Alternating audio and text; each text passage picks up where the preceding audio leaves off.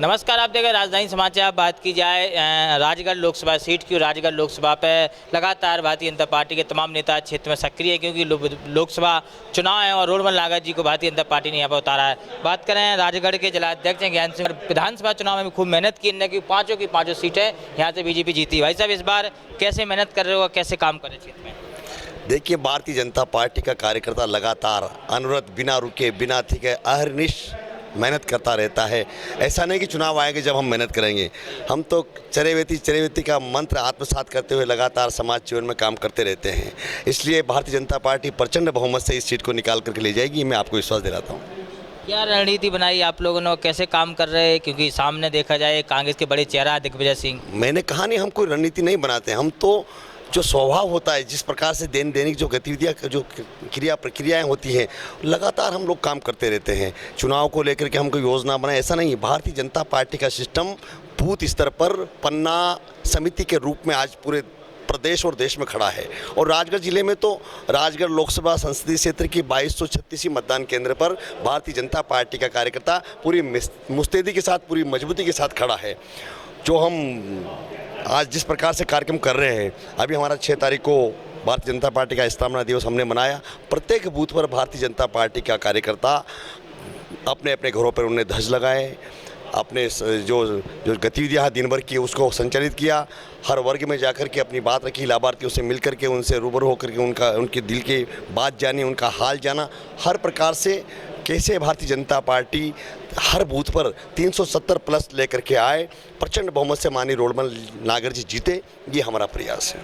कांग्रेस आरोप लगा रही है कि सांसद जी क्षेत्र में नहीं जाते, विकास नहीं किया। मुख्य यही दो नारे लेके वो क्षेत्र में जा रहे कांग्रेस नेता। देख, कांग्रेस का काम ही खिसियाई बिल्ली खंबा नोचे।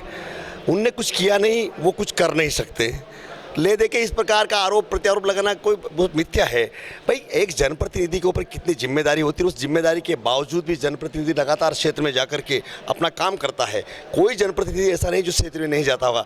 कुछ भी कहने से थोड़ी कुछ हो जाएगा। आज राजगढ़ जिले का पूरा भौगोलिक परिदृश्य जो बदला है, वो माननीय रोडमल जी नागर के नेतृत्व में बदला है। आज पूरे राजगढ़ जिले की जो स्ट्रेटेजी खड़ी हुई है, उसको आप देख लीजिए। आप स्वयं पत्रकार हैं, अपनी पूरी मीडिया टीम के साथ आप पूरे जिले में दौरा कीजिए। आप हर विधानसभा में आप जाइए, हर गली कूचे मोहल्ले में आप जाइए कि आज जो निर्माण, जो बदलता हुआ परिदृश्य जो राजगढ़ जिले का नज़र आ रहा है, उसके पीछे अगर कोई है तो माननीय रोडमल जी नागर है, माननीय नरेंद्र मोदी जी है।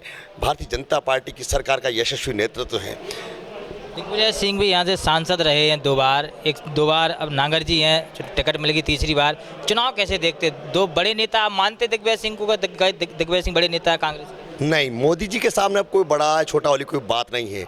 मोदी जी ने जिस आइडियोलॉजी को लेकर के आज देश और प्रदेश में काम किया है, उसके सामने सब गौण है।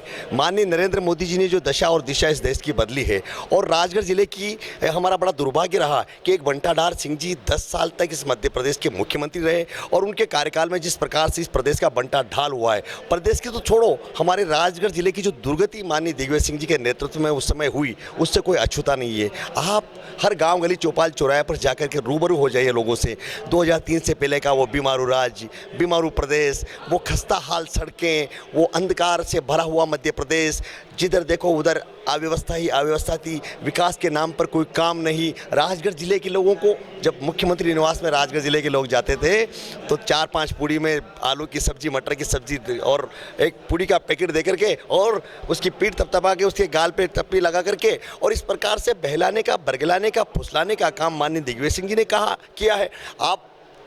आप उठा करके देखिए, राजगढ़ जिले की पूरी ज्योग्राफी पर आप नज़र दौड़ाइए, आप स्वयं इस बात को समझ जाएंगे। अब दूर के डूंगर सुहाने वाली बात है, इसलिए कोई मतलब नहीं है। कोई कुछ भी कहता रहे, हमने काम किया है, हमारी सरकार ने काम किया है। आज डबल इंजन की सरकार ने राजगढ़ जिले के विकास के लिए जो नए आयाम खड़े किए हैं, वो प्रत्यक्ष है।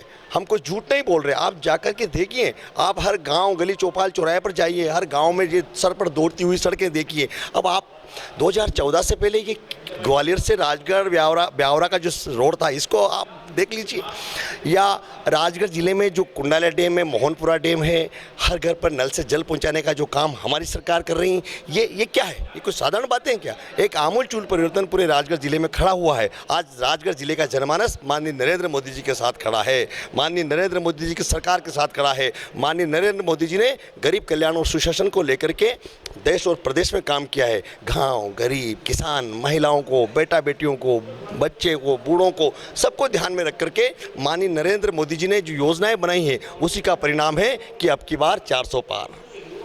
लगातार वही एक नारा है जो मोदी जी ने दिया है, अब की बार 400 पार। ज्ञान सिंह गुर्जर उसी नारे पर अटे हुए हैं और लगातार क्षेत्र में जा रहे हैं और मांग यही है कि बड़े वोटों से बीजेपी यहाँ जीतेगी। जुड़े हमारे साथ न्यूज़ की रिपोर्ट, राजगढ़ लोकसभा।